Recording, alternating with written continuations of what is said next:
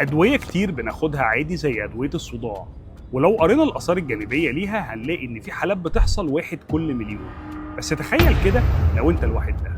راجل أمريكي اسمه كينيس بارك كان حاسس بحالة من القلق الشديد والتوتر، وعشان كده راح لدكتور نفسي وكتب له دواء مشهور جدا اسمه أمبيان عشان يعرف ينام. الراجل كان فعلا بينام بسهولة جدا بعد ما بياخد الدواء، بس في يوم من الأيام صحي من النوم لقى الشرطة في البيت وقبضوا عليه، وما كانش فاهم هما بيقبضوا عليه ليه. كينيس اكتشف ان هو اثناء نومه نزل ساق عربيته ومشي مسافه حوالي 14 ميل، وراح في البيت اللي فيه اهل مراته وعمل مجزره هناك وقتل حماه وحماته. بس المفاجاه ان في الاخر المحكمه برأته، لان الادله كلها اثبتت ان هو عمل الكلام ده كله وهو مش في وعيه ونايم.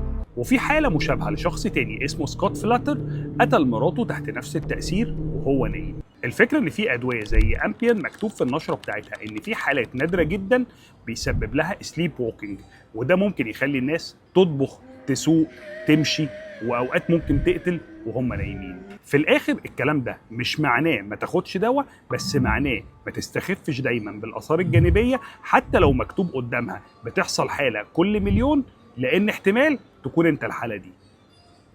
سلام.